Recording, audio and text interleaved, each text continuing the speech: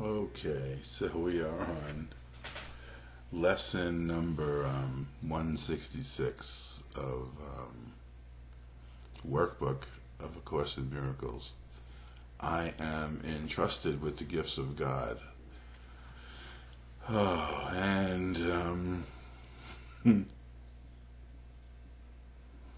it's interesting that when the human mind thinks of gifts, it thinks of like little boxes that it gets to open and, you know, use in some way or another for itself and help feel better about itself. And it's just sort of interesting when I sit back, and it's been very quiet.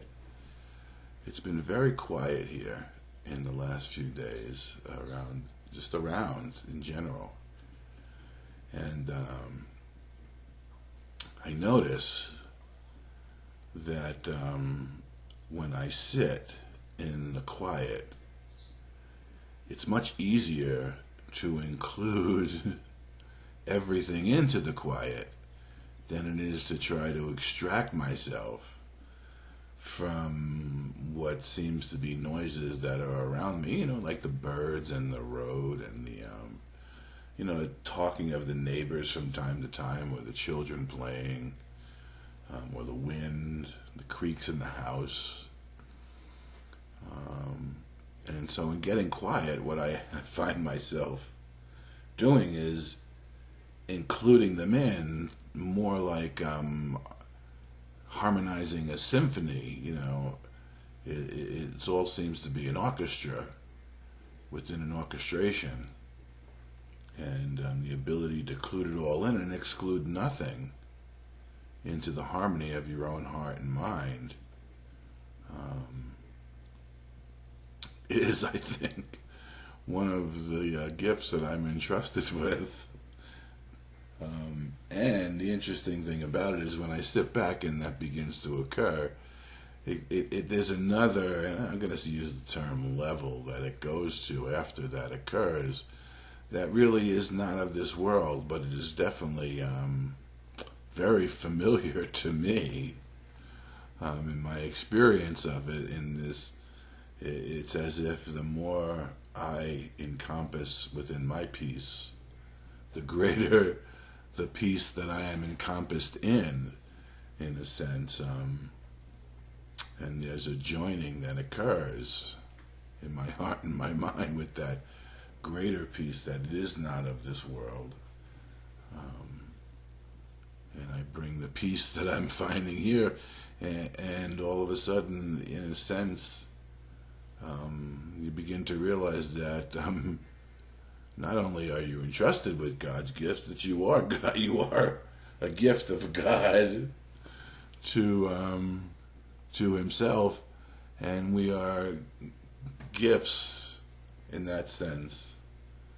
The peace of mind that we have, the certainty, the willingness,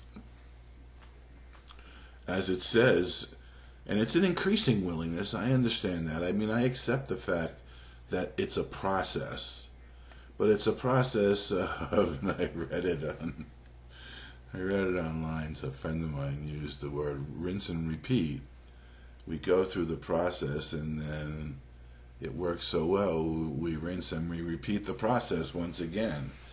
And as we do this, there's greater and greater inclusions that take place in a broader and broader way of seeing that doesn't come from the body's eyes, but certainly is part of what we understand and experience within the vision, the growing, extending, including, ever inclusive, more and more inclusive and renewing vision that we begin to realize is here with us all the time, and something that we can rely on.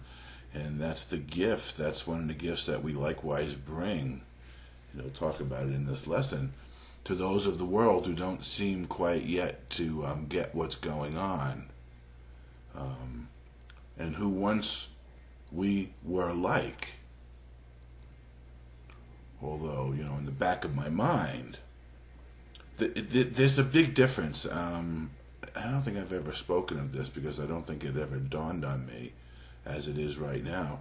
There's a big difference between a past that you carry with you based on the egoic mind's need to justify itself and sacrifice and toil. There's a difference between a past such as that and the memory of a past that's been forgiven.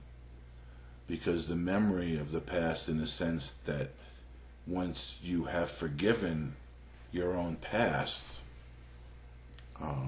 forgiven yourself sufficiently, the past is no longer an obstacle. There's nothing really. It becomes an extension or the ability to experience gratitude on, and it doesn't intrude on the peace that you experience and the ability to extend that peace, because in a sense there's nothing left behind that has been undone. I know somewhere in the Bible Jesus talks about, he's asked a question about going to the temple and praying, and what he says, if basically if you find yourself in the temple and you're praying and you can't come up with the peace of mind, go out and make peace with your brother before you attempt to make peace with God, because it's one and the same peace in a sense. Yet if the past is always calling you back to it because of grievances you're holding in your mind, when I say grievances, I'm talking about even grievances that you use against yourself, based on things that you wish you would have done or thought you should have done differently, or perhaps you feel like you didn't do the best that you could possibly have been, or you offended someone.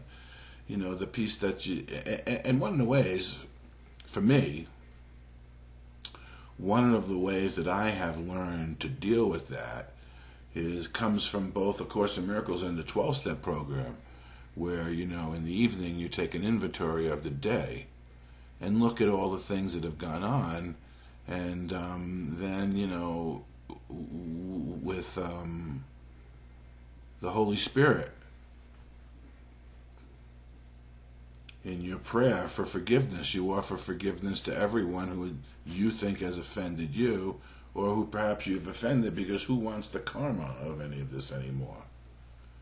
Nobody wants to have to repeat lessons. We'd like to learn the lesson and move along.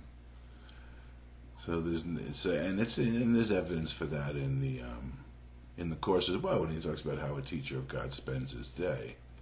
You get up in the morning and you set your mind straight by allowing it to be organized around the laws of the kingdom, the principles that come to us, not of this world, but from the reality from which we are a part of. So I am entrusted with the gift of God, and you are God's gift. You are a gift of God, of yourself. So you do carry yourself and all the gifts that you are with you, because you've been entrusted with the kingdom, and you are the kingdom. And we've read already descriptions of the storehouse and the laying up of your treasures, where they increase to be received once again, to continue to be given away so they can continue to increase. It's an ever increasing kingdom in that sense, and there's an ever increasing and more inclusive of from the integration that takes place when you utilize these principles, and you begin to recognize exactly who you are, where you are, in spite of the appearances that the body's eyes still seem to present to you. They no longer cause you to mistake who you are for your reality. And this is contained in the lesson. All things are given you. All things are given you. God's trust in you is limitless. He knows his son. He gives without exception, holding nothing back, and that can contribute to your happiness. Ego likes to break that up into a lot of different things, rather than the reality of the entirety of the nature of the kingdom as being whole and perfect and available to you within the abundance, the eternal and infinite abundance from which you spring, and from which springs all things that God has given you. And yet, unless your will is one with His gifts are not received. But what would make you think there is another will other than His? And in a sense, that's what I was trying to express when I was talking about the quiet and going into like this state of inclusion of everything within the quiet. The acceptance of all things exactly as they are allows you to accept God's will exactly the way it is, and not have it be operating against anything that you don't think is God's will. Because what isn't God's will is non-existent and doesn't have the ability to intrude upon the holiness of His Son.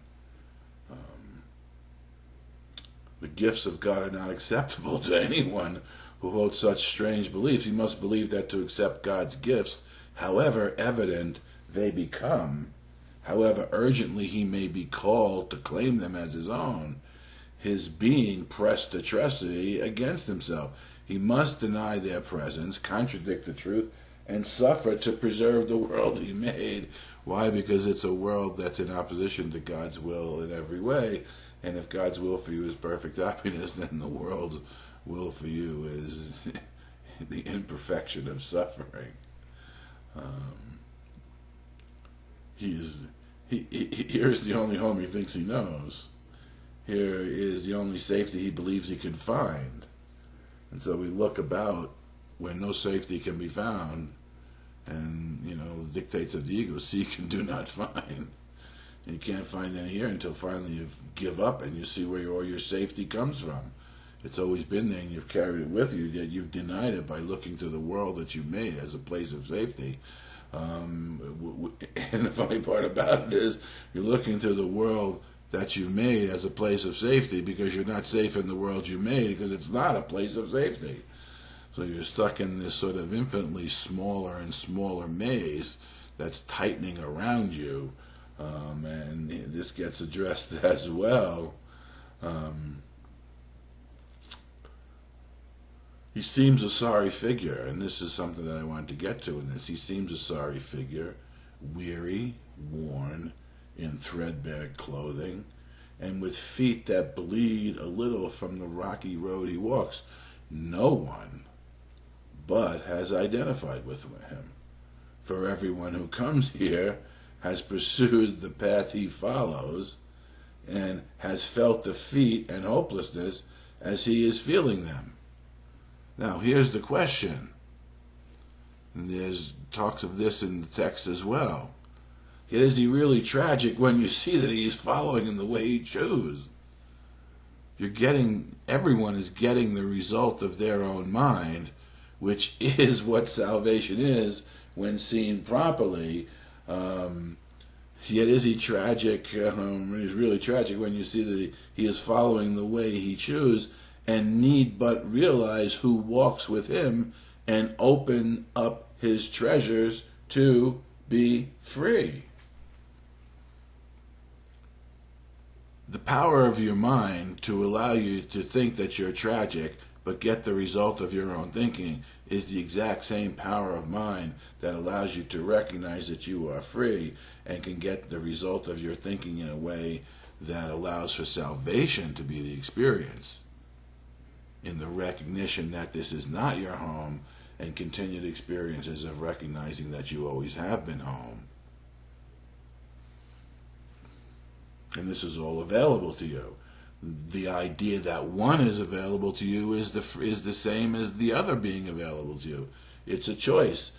And to allow for that space for people to get the result of their thinking, rather than rush in a sense, to try to save them from themselves, to allow the experience for them to recognize that they can save themselves from themselves and save the world by that self-same action of mind, is a great step. We were reading the course in one of the online rooms, chat rooms, and there was a line in there yesterday that talked about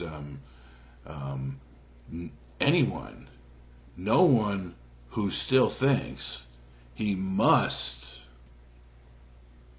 give an answer to his brothers, who is not capable of not answering, is still locked into the ego. The idea that I don't know the answer, but we could find it together. The idea that I don't know, I really don't know. I need to defer to a power greater than myself, who has a broader perspective of the totality of what's occurring, in order to find an answer that is not out of alignment with his will, nor is out of alignment with the will of all of my brothers here, so as not to be prohibitive and offering them things that cannot lead to salvation, simply because I'm uncomfortable and think I need to know everything in order to, be who I am and get the recognition and the validation that I think is going to help me in my sojourn here, or leave me from the suffering that I'm inflicting upon myself. The ego always speaks first in that sense, and you step back for a moment. Step back and you become a gift of God and see, okay, what is it I can offer here? Not from me personally, but what is it that can be given here? And maybe the answer is in the silence and the extension of your own peace of mind and the recognition of the truth of who your brother is, rather than just offering him another answer within the world of space and time that just that validates the problem that they're having and is verification of the fact that he's needy and you're not.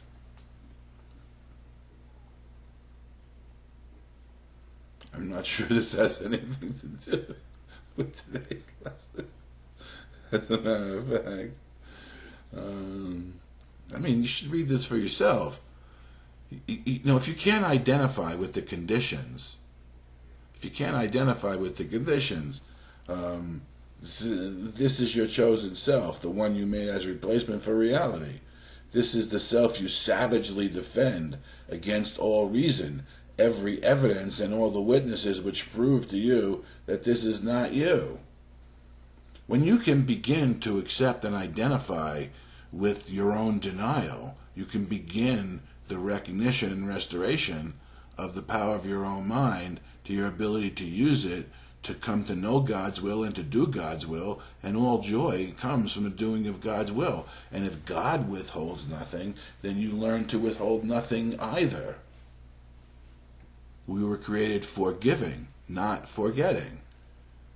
And yet in the condition of consciousness we find ourselves in, that is what's been forgotten. So we can begin to remember by participating in the forgiveness aspect of it, which here parallels creation. You cower fearfully lest you should feel Christ's touch upon your shoulder and perceive his gentle hand directing you to look upon your gifts. How could you then proclaim your poverty in exile? Oops. And we're all afraid. The truth is, it's just an embarrassing moment for a second when you realize how wrong you've been about everything, and the willingness to give up being wrong about everything because you're giving up your ideas that prevented you from knowing that you were in denial. You recognize you've been in denial. You recognize what you've done to yourself. That's how your will is restored to you, and that's how you can learn to utilize your will in not resisting the acceptance of God's will and the gifts, in the learning how to give them. And this goes on. It's a great lesson to read. I just don't even. Now we live, for now we cannot die. The wish for death is answered. And the sight that looked upon it now has been replaced by vision, which perceives that you are not what you pretend to be. So the salvation comes in the admission that you've been pretending to be something, so that you can put that aside once and for all, and now begin to utilize your heart and your mind in a new way, your thinking in a new way. We must discover the power of our mind as we used it in denial in order to be turned around so as to use it in a different way. Let that be so. I know in your own mind you could think, oh, I would never do that, I would never do that, but that is what denial is. Except, once and for all,